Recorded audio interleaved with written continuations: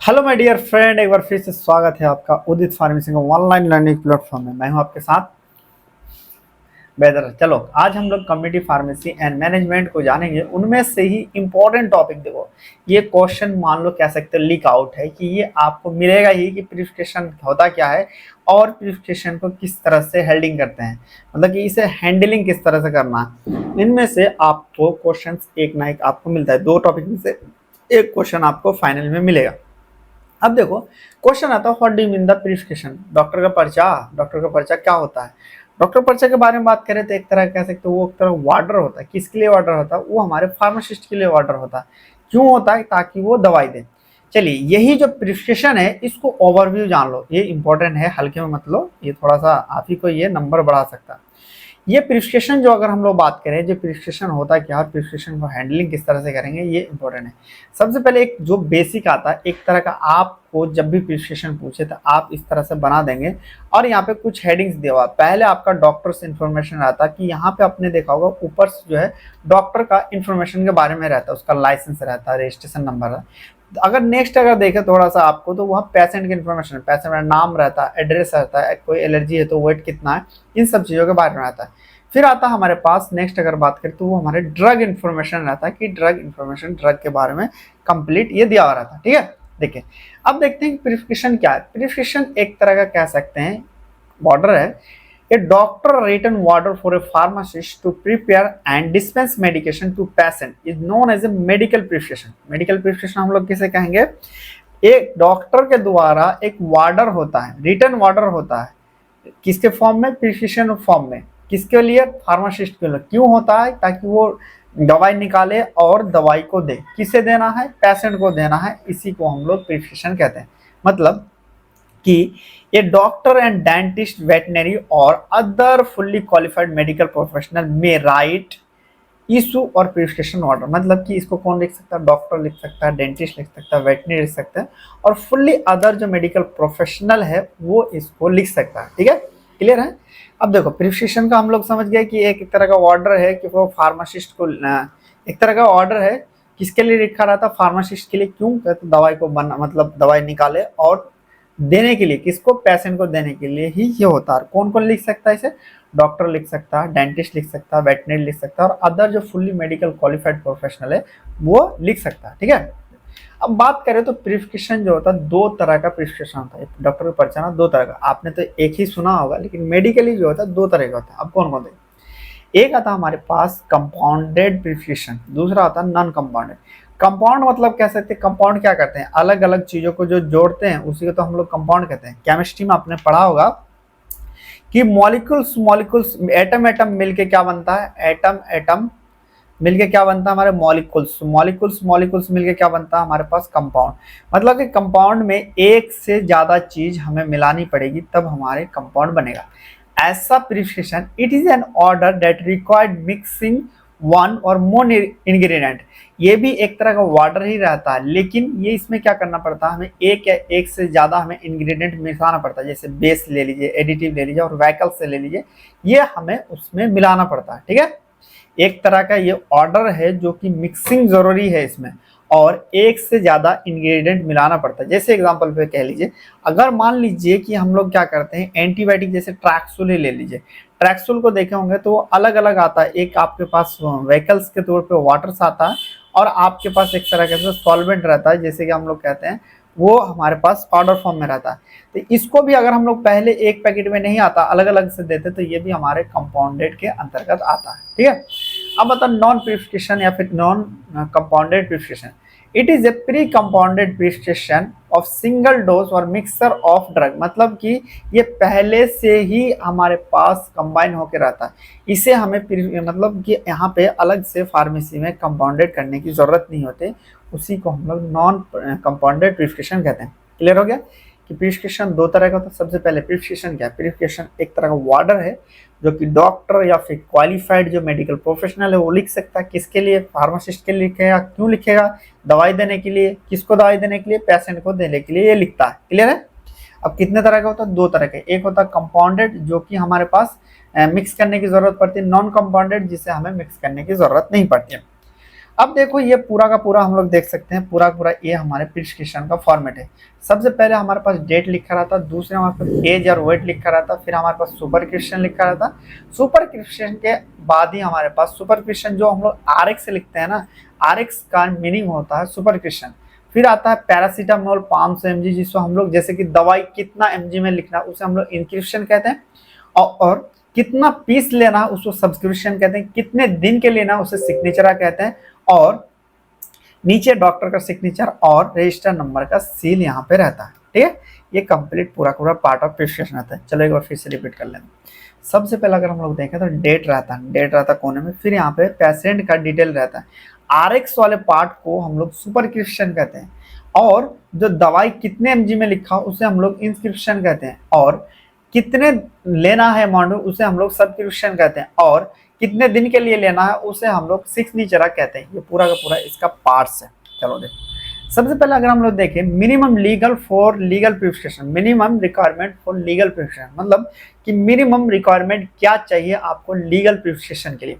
सबसे पहले वो क्या होना चाहिए, रिटन और प्रिंटेड क्लियर होना चाहिए। दूसरा डेट होना चाहिए, इंक्ड सिग्नेचर प्रिस्क्रिप्शन होना चाहिए, एड्रेस और क्वालिफिकेशन डॉक्टर का उसमें होना चाहिए, क्या लो क्वालिफिकेशन है, जैसे कि अगर मान लीजिए कोई MBBS है या MD है तो वो आपको लिखना चाहिए।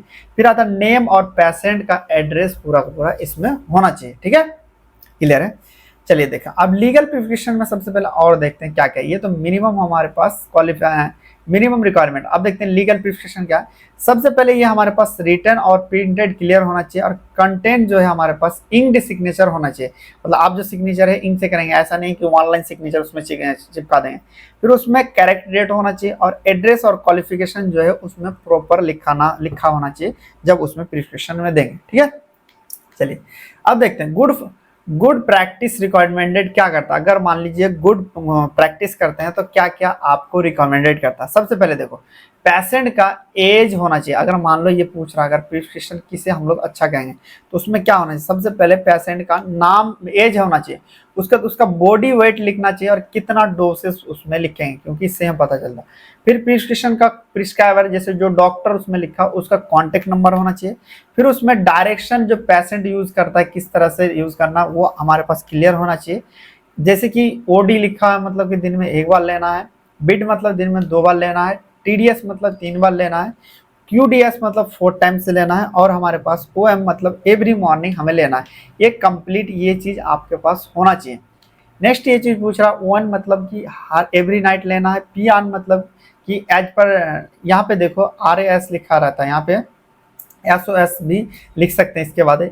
स्टेट मतलब इमिडिएटली लेना है, AC मतलब आपके पास बिफोर खाने, PC मतलब खाने के बाद। ये सारी चीज आपके पास लिखा हो तो ये सारी चीज का माने लिखा होना चाहिए उसमें। ठीक है, अब देखते हैं प्रिस्क्रिप्शन को किस तरह से हम लोग हैंडलिंग करते हैं, मतलब उसे डील किस तरह से करना। कि उसको डील करने के लिए सबसे पहले रिसीविंग करेंगे। रिसीविंग किससे करेंगे, जैसे कि आपके पास पेशेंट आया है, पेशेंट के कोई साथ है तो उसको हम्बल रिक्वेस्ट है, आप क्या करेंगे उसका रिक्वेस्ट करेंगे जी बताइए क्या लाइए दवाई देना। तो उसका दूसरी बात क्या करेंगे, अच्छे से उसे पढ़ेंगे और चेकिंग करेंगे। अगर कोई मिस्टेक है कोई चीज़ है तो उसको आप क्या करना रिप्लेस कर सकते हैं। फिर उससे आप कलेक्शन करेंगे और वेट करेंगे। मतलब कलेक्शन मतलब आप अपना दवाई निकालेंगे और देखेंगे कौन कौन से दवाई क्या नाम बिल बनाए। उसका कंपाउंडिंग करेंगे और लेवलिंग करेंगे और पैकेजिंग, मतलब कि आप उससे अगर कंपाउंडिंग अलग अलग दवाई लिखा है जैसे कंपाउंडेड प्रिस्क्रिप्शन लिखा तो आप कंपाउंडिंग करेंगे, उसके बाद फिर आप उसे देंगे। नेक्स्ट उससे देने से पहले आप उससे रीचेकिंग करेंगे, उसके बाद ही आप उससे मेडिसिन हैंड ओवर करेंगे तब फिर आप उससे पेमेंट लेंगे। ठीक है, ये पूरे के पूरे हम लोग कह सकते हैं पूरा 6 पॉइंट है, इसको आपको याद रखना है, ये इंपॉर्टेंट है। पहले हमने क्या करा कि रिसीविंग करा, दूसरा हमने रिसीव करके उसे प्रिस्क्रिप्शन को हमने चेक करा, तीसरा हमने क्या करा कलेक्टिंग करेंगे, वेट करेंगे, कंपाउंडिंग करेंगे, लेवलिंग करेंगे, फिर हम लोग रीचेकिंग करेंगे और फिर हम लोग मेडिसिन को उसे दे देंगे।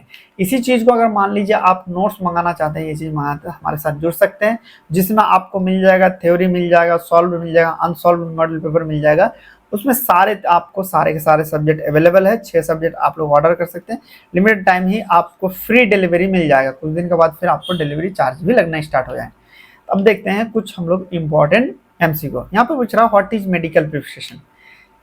ये doctor written order for a pharmacist to prepare and dispensing medicine to patient, मतलब कि एक कह रहा है ऑर्डर है रिटन जो डॉक्टर लिखता है फार्मासिस्ट को, ताकि वो दवाई को बनाए और मतलब निकाले और पेशेंट को दे। दूसरा ऑप्शन कह रहा है कि a patient request for medication, कि लीगल मेडिकेशन प्रिस्क्रिप्शन उसे कहेंगे जो पेशेंट रिक्वेस्ट करेगा मेडिकेशन के लिए, या फिर फार्मासिस्ट रिकमेंडेशन करेगा मेडिकेशन के लिए, या फिर नर्स ऑर्डर करेगा मेडिकेशन के लिए। बताना, कमेंट में बताओ।